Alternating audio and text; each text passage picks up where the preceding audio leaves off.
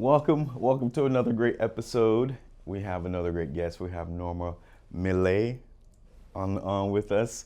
Norma, tell us a little bit about yourself and what got you into the industry and how long you've been in.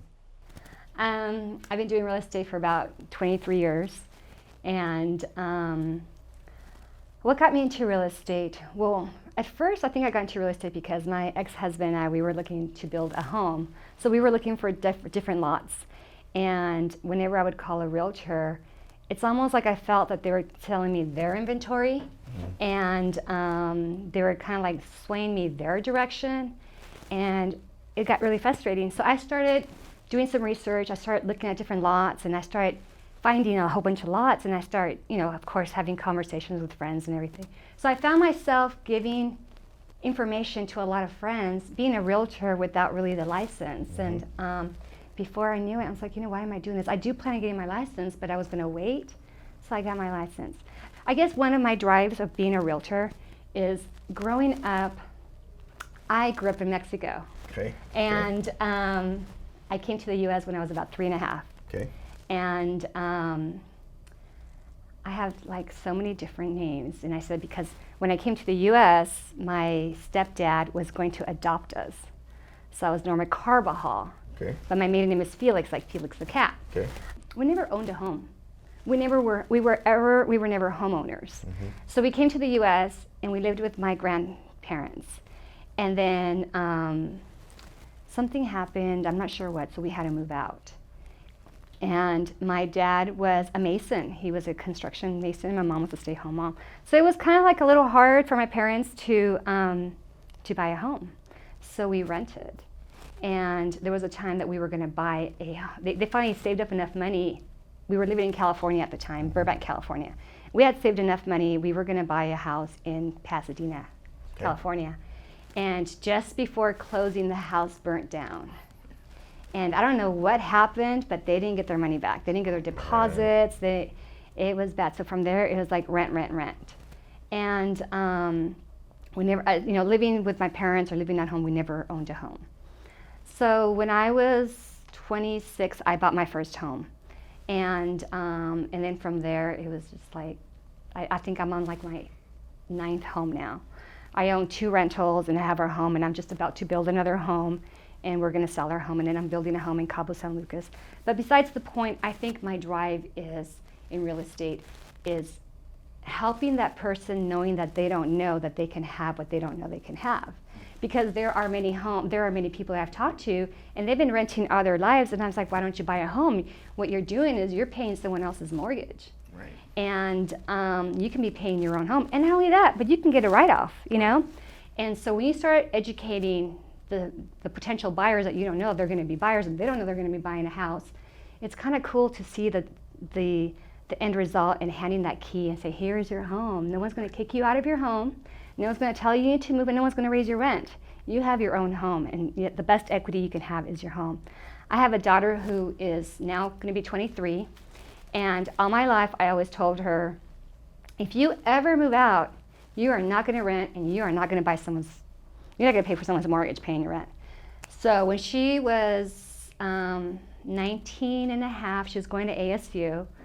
She said, hey, Mom, I'm ready to move out. And I'm like, no, you're not. What are you moving out for? Why are you going to pay rent? She said, no, Mom, do you remember telling me that if I ever move out, I'm going to buy a house?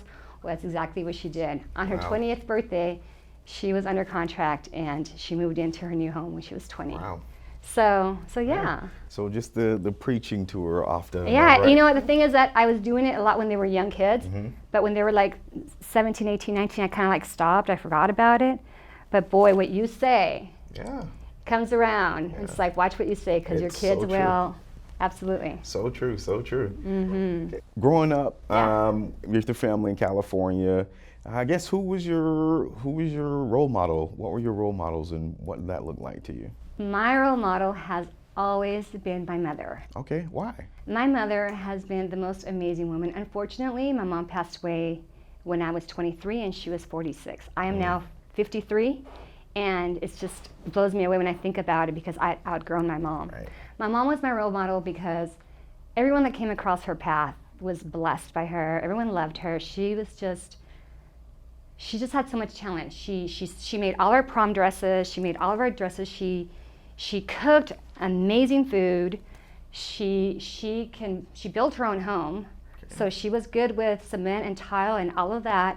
And yet when she dressed, she looked very sharp, very professional, but yet she was that mom that nurtured and loved, and always taught us that we can do whatever we can do, we set our mind. And she's always been my role model. And if I ever had challenges or anything that has been very tough, I always think, what would my mom do? And I know what she would do. Whatever she would do, she would just be very optimistic and said, you know what, I can do this. So my mom is almost my role model. Even though she's not here with me in life, she is totally in my heart, and she's my role model. Awesome. Thank you for sharing that. I appreciate it. Mm-hmm. So I guess as you were growing up, did you want to be exactly like her, or where did you think life was going to take you? What did you want to be? You know, I never really thought about being like my mom. I never thought, I want to be just like my mom. She was just a role model, because when she passed away, it was a sudden car accident. But I do remember my mom teaching us how to cook, teaching us how to cook, how to sew, how to maintain the home clean, there was a time that she made me walk, putting my book on my head so I can walk with posture. Because you can walk like this, or you can walk like this. And how are you going to walk, right? So my mom, I don't know, she's still my role model. I still talk about her like if she's like right here. But what did you ask me again? No, you're okay. Just what did you think you wanted to be? I thought... I appreciate you sharing that. That's cool. I wanted to be... I don't really know what I wanted to be, to tell you the truth, because did you ever watch I Dream of Genie? Of course. Yes. So I used to believe that I had this little genie in my pocket, because I thought that I could always go like this and everything would happen. So I always felt like whatever I wanted, that would be life, you know? So I kind of just went with life. Okay. And life just kind of took me everywhere, and I've been very blessed with a great life. Right. I did start out as a kindergarten teacher. Okay. I used to be a kindergarten teacher, and my maiden name is Felix, like Felix the cat. So I was Miss Felix. Although, like I was said, my dad was going to adopt us, but he never adopted us, so I was Norma Carbajal growing up. So when I started working, I had to use my social security number. It was Norma Felix, so I became Norma Felix for a long time until I got married. But I was a kindergarten teacher, and then I got into marketing, and then, believe it or not, I worked at a gynecologist in Beverly Hills for a while, and I've been doing real estate for 23 years. Okay. So it's never like what I wanted to do. Right. It just things just kind of happened, and I guess I have a 23-year-old daughter, so the best things I have done is being a mom, being a realtor, being a wife, and just enjoying life and take it as it goes. I appreciate that. I wanted to ask you about the genie thing. We grow up. Yes, Master. Think about it. We grow up because we believe that stuff. Yeah. We believe that whatever we ask, like I'm dealing with that with my daughter. Oh, I asked for it, it's going to be here. Yeah. I put it on my wish list, it's coming in the mail. Well, not really true always. Right, but that's just what they believe. So Right. Have you lost that? Or do you still carry that? I have two daughters. One of them is totally like me. She aligns with me. And I have another daughter that she is a little bit more reserved.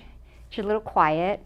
And I guess a challenge for me is not being able to understand people who are shy, people who, I feel that people who are shy are handicapping themselves, but not going for it is what they want.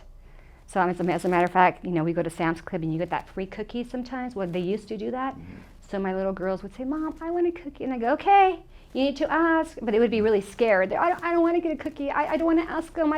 I said, all right, I guess you're not getting a cookie. You don't ask, you don't get. And they would sometimes cry, and they would say, they would make this big deal about it. Okay, well, you're handicapping yourself for not asking for a cookie. Because if you don't ask, you don't get. Right. So if you don't want this, then don't ask for it. If you want it, then you go for it. So that was always my motto of doing, if I answered your question type of thing. So Genie wasn't always there, but Genie always told me that I can get what I want. And it's only if you go for it and you have this, this optimistic attitude, because what you believe, it will become. Yes. And if you say, I can't do it, you're not. You're already projecting that it's not going to happen. If you're projecting failing, you're going to fail. If you're projecting, I'm going to succeed, I'm going to do, it's going to happen, it is going to happen. You're going to have challenges, but what's the attitude that you're going to take? Right. Are you going to like go forward and say, okay, all right, I fell, okay, we'll keep going and just keep the other way and just keep your chin up. Right. Yeah. Thank you. I appreciate it. That was great. Just believing. So in other words, you told me yes, you still have it. So yes. Absolutely. I appreciate that. Yeah. You haven't lost it. Cool. So when you're thinking about your kids and what you teach them, something that you always harped on them obviously was the owning your own home. Was there anything else you taught them? Something that they'd be like, yeah, Mom was always on us about. Well, I always tell my girls to look at the bright side. Okay. Things are going to happen. And I would tell them not to worry about what people say. Because people are always going to gossip. People are always going to have an opinion. And people are always going to just say something negative. And sometimes it's those little voices, whether it's people telling you directly or just gossip. When you hear all these little noises, it kind of brings you doubt. And it kind of brings you start feeling like you're, I don't know, it kind of like it depowers you, I guess. Mm-hmm. So I've always told them that no matter what anybody says, if you set your mind and you have your goals, you're going to get there. But if you let someone's voices bring you down, whatever it may be, that can be challenging. So I always tell them, you know what, keep your chin up. Doesn't matter what anyone says. You keep going and you believe it's going to happen. So I am always telling them that. And I do see that with my 23-year-old. She's done very well. I'm very proud of her. And I'm working on that with my younger daughter. Another thing I tell them is to always count your blessings, because you really don't know what's going to happen. And sometimes bad things do happen, and sometimes it's a blessing. I mean, it doesn't seem like it's a blessing at the time, but later on, the things that happen to us happen for a reason, and sometimes they might not be a good experience for us, but it allows us to teach other people ahead of us, if that even makes sense. Because I've had some serious challenges, but through those challenges, I feel that I've learned, I've grown, I'm a stronger individual, and I have helped other people with their challenges, and sometimes even avoid those challenges of telling your story, because why live another story when you can learn from someone else's, right? Right. I appreciate that. You're covering your mic again a little bit there, if you would. So let me do that hair thing. That's how I met my husband. I did that hair thing. I love that. Kidding. I heard earlier that you were out knocking on doors before you came in here today. So is that something that you're typical of what you do day to day, or is that no? Is it random? What was going on? You know what? That is what you do when you have this crazy market and you write like 10, 15 offers, and 20 other offers are going to that same offer, and you are so determined to find that home for your buyer. So I do it when I have a buyer that's looking in a particular neighborhood. He knows what he wants. It's easier to pinpoint what he wants, and I will work that extra mile. I will walk that pavement, even in this Arizona heat.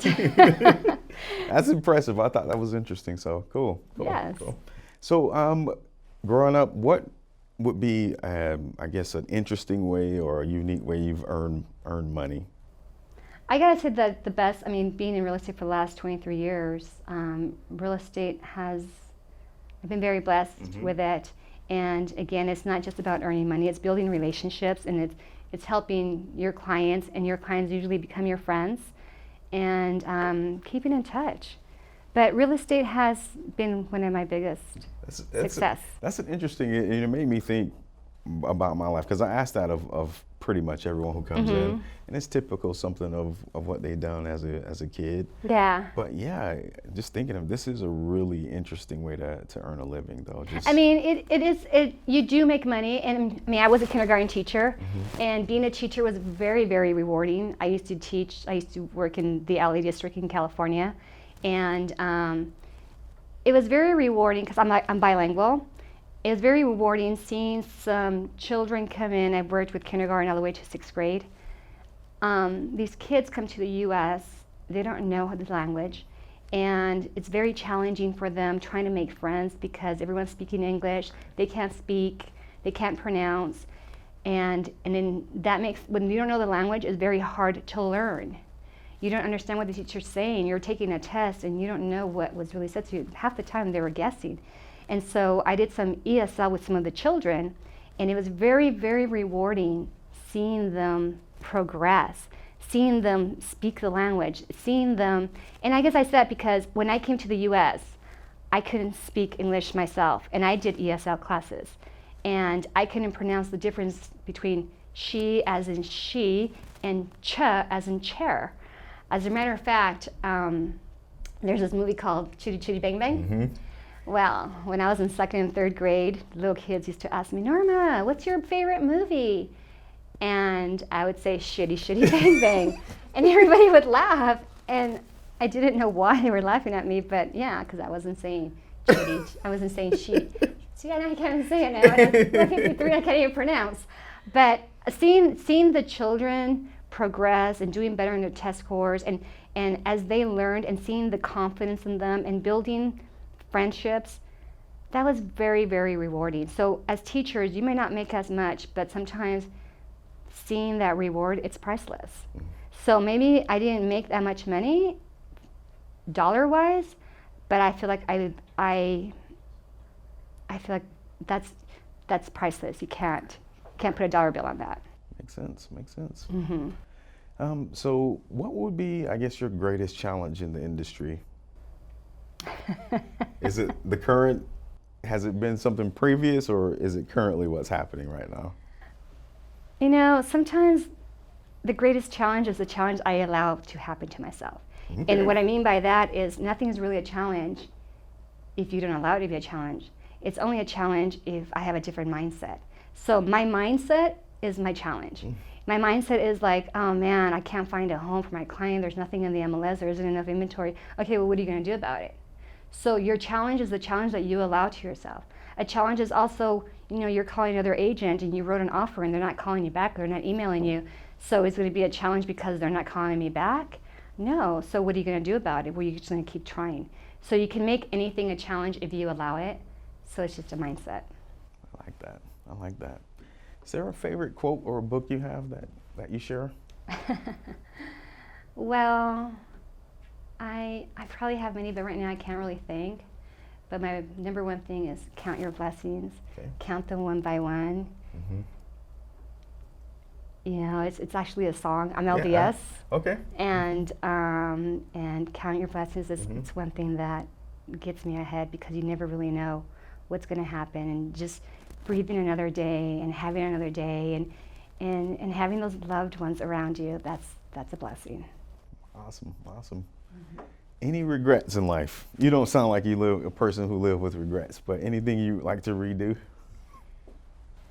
Any regrets I have a lot of things I've done that I wouldn't want to relive, but I'm glad I got the opportunity to do them, because I wouldn't be who I am or grown as much as I have with those things that I've done.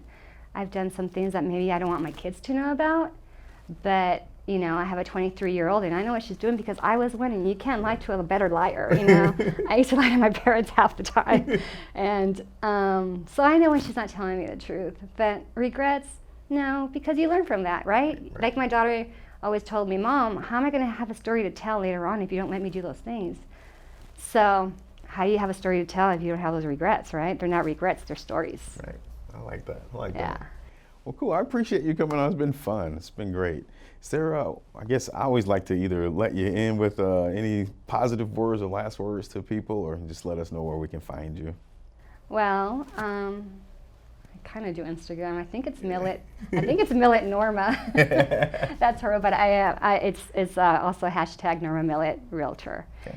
My phone number is 480-628-3862. Awesome. And I am Norma Millett. Appreciate it. Thanks for coming on. Thanks.